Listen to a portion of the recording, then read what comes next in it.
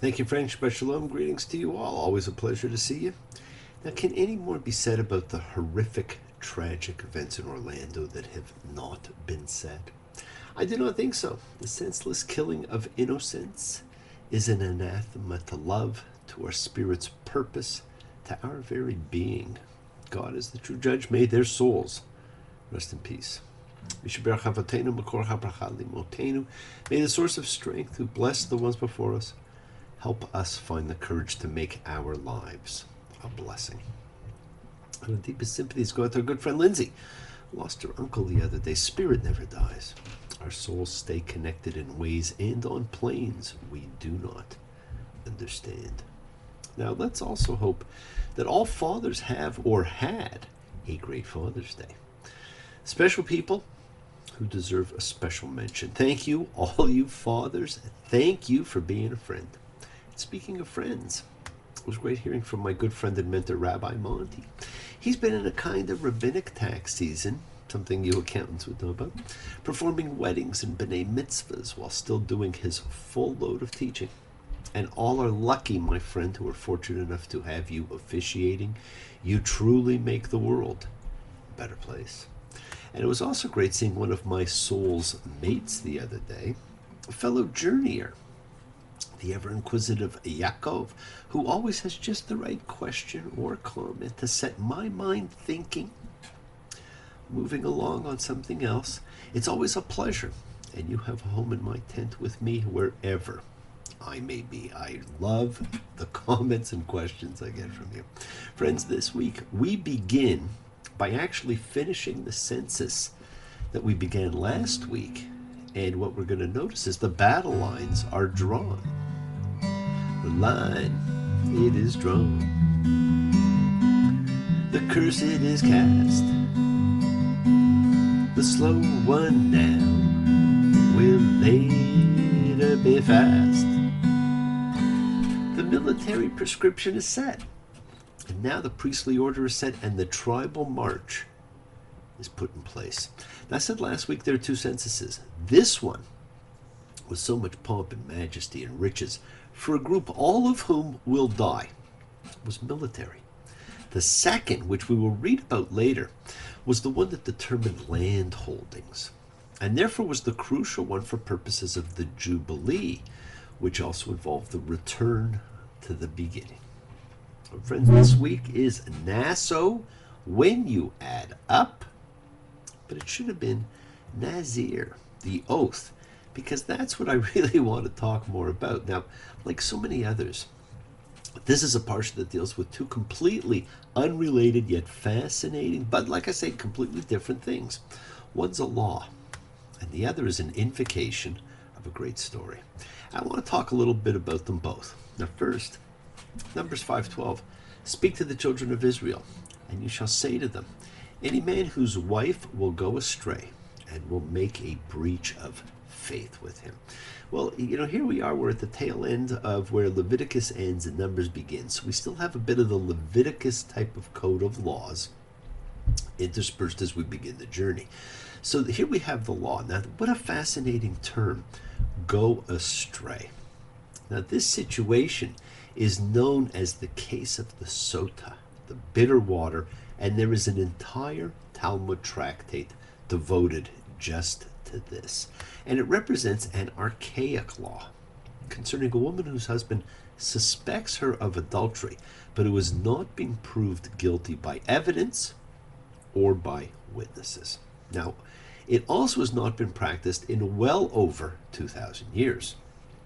But it's important because, first of all, it's regarded as the only case of trial by ordeal in the Torah. And second, because questions about the legal status of women have risen so much in this generation that, we have to examine this. The woman is made to drink a mixture of holy water, mim kadosh, dust from the tabernacle's floor, and ink from a document expressing a curse if she's guilty. So, if she's suspected, she has to drink this really strange brew. And then, if her womb swells and her thigh sags, she is understood to be guilty. Now, here's a fun fact for you all. Mim kadosh, holy water, Now, this is the only use of this famous term in the entire Torah. And it may have been water from a basin used by the priest in the cleansing rituals, which accounts for its position in every church you may walk into, just as you walk in the door.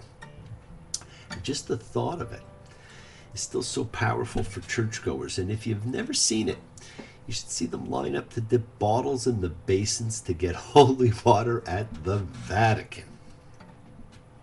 Now, the traditional Talmudic view is that this is actually a test that was designed to produce innocence and was a means of protecting women, which even in the unexpected case, and I say unexpected case, of her being found guilty, she's not executed, which elsewhere is the penalty for adultery. So in this case, there's nothing like that. So we are told that a woman's womb is swelling and her thigh is sagging. Well, that's biblical speak for pregnancy. So in this case, it's explicitly about a woman who has had sex with another man in place of her husband. If she's not slept with her husband recently, that is why her pregnancy alone is considered proof of her adultery. Now, in this one instance, the purpose of drinking the mixture is not to prove her guilt, but to bring about the curse through her pregnancy. And that's why it's called the bitter cursing water. And the priest says, let the Lord make you a curse and an oath among your people when God set your thigh sagging and your womb swelling. And so this is why the law applies only to women and only to matters of adultery. It is the only offense in the Torah in which guilt can be determined by a biological fact, pregnancy, even when there are no witnesses and no other evidence. But of course, for many, the key question is, well, why was there no similar test for men? Well, you cannot tell with men. It doesn't work on them because only women can become pregnant. It is only the woman who can be proved to have committed adultery in the absence of witnesses or any other evidence. And this, of course, reminds us of the case of Bathsheba, who becomes pregnant through adultery with King David while her husband Uriah was away at war.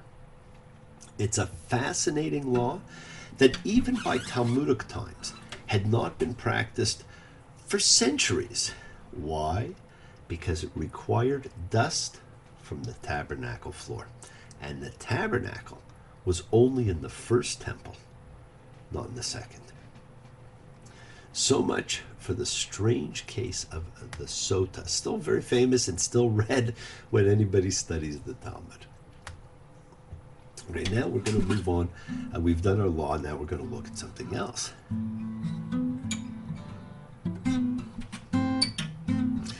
Give me a head with hair, long beautiful hair, shining, gleaming, streaming, flaxen, waxing. Give me down to their hair, shoulder length or longer. Here, baby, there, mama, everywhere. Daddy, daddy, hair. Hair. What a great show. Now, number 6-2. When a man or a woman will expressly make a Nazirite vow to make a separation for the Lord. The Nazirite vow. Now, it's interesting because Nazir means vow, so we have the vow. And notice it says man or woman. How unusual. It's open to either sex equally. A Nazirite vows to give up certain things and live in a state of holiness. Now, while the Torah tells us all are holy, this is different. These people separate themselves. Now, there's that all-important concept again, separation, the act of creation and the dominant theme of Leviticus. Now, the Nazirite gives up 3 things: consuming alcohol, coming near to dead persons, and cutting his or her hair.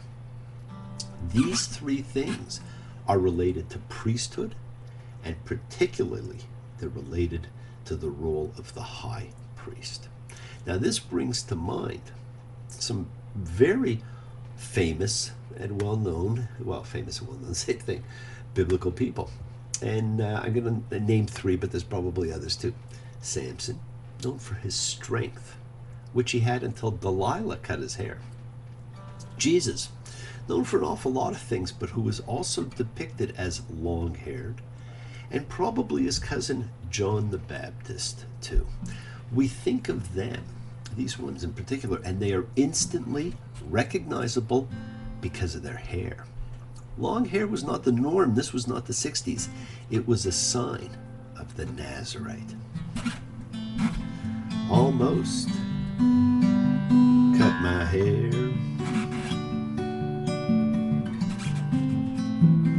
It happened just the other day.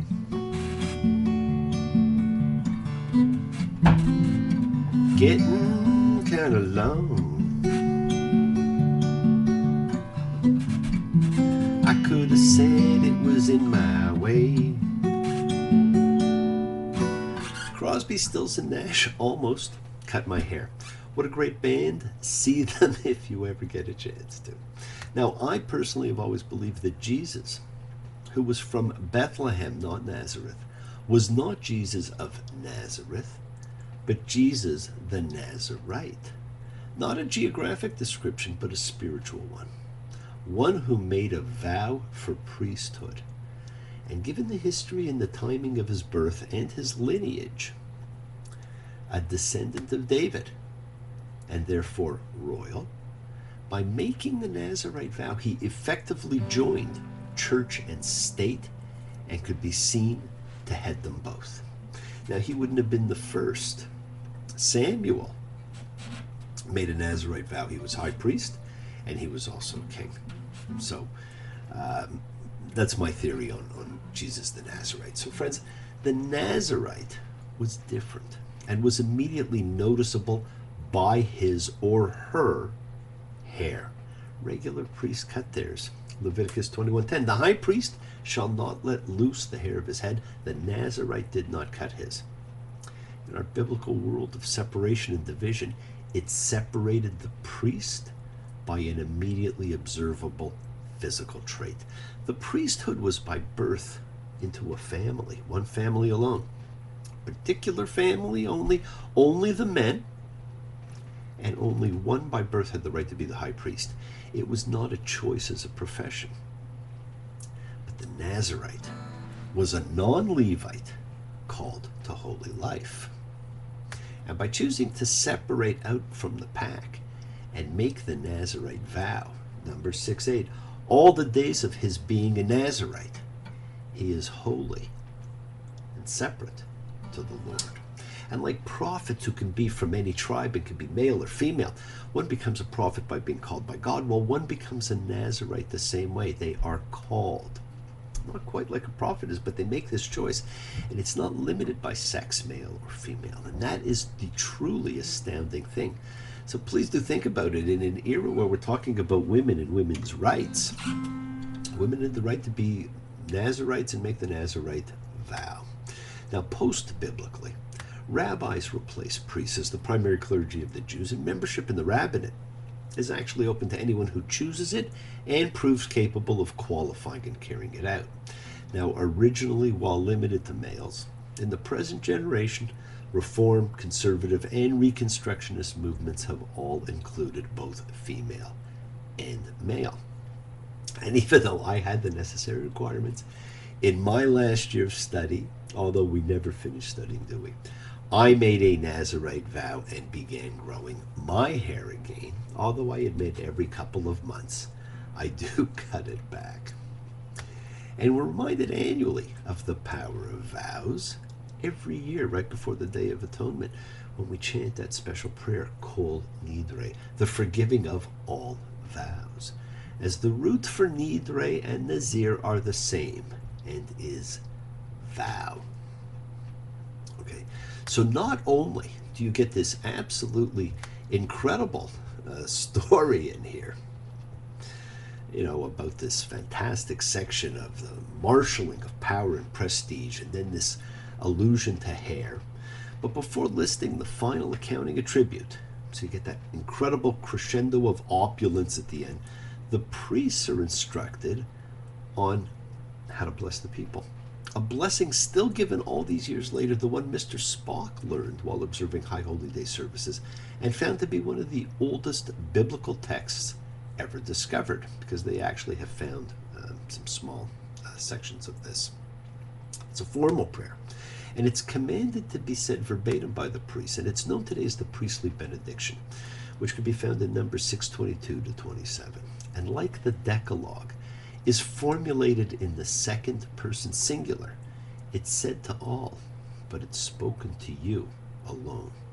In 3 brief lines, my friends, the priests wish each individual divine blessing, protection, favor, grace, attention, and peace. Yevarechecha Adonai v'yishmerecha. May God bless you and safeguard you. Ye'er Adonai panav alecha v'yihunecha. May God illuminate his countenance for you and be gracious to you. Yis Adonai panav alecha v'yasem lecha shalom. May God turn his face to you and establish peace for you. The world is sacred. So is everything in it and everyone. Express your gratitude, light a candle, make a wish, celebrate your life and the lives of those you love. Share your feelings with them. Live free, be free, honor your freedom, be well, be happy, be blessed, my friend. Share and honor the light and all who live in the light and continue to shine. Continue to send everybody you know goodwill and love. Pray for peace and freedom for everyone, and end to terror and hatred. Remember, friends, we are a community. We learn together, we celebrate each other, we love each other. We share this ride together, men and women equally. Let us send out love, not fear. Send out peace, harmony, good healing to all who need it, and we all need healing. And please do. Learn to love, learn to forgive, open your hearts, honor the relationships of your life, tell those you love that you love them. Take advantage of the time you have, enjoy the journey. We take the twists and turns and the patterns that weave through the fabric of our lives in our effort to grow, to learn, to be, to love. So please do love. Send healing, goodwill, and love to all who need it. The time to celebrate your holiness is now, is always. Bless you all. Have a fantastic week. A week of love and light and peace and healing. Honor the people of your life. Call your father. Wish him a happy Father's Day. Happy Father's Day, all of you fathers out there.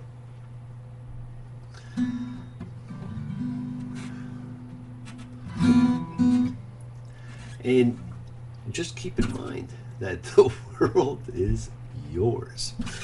Don't stop your journey.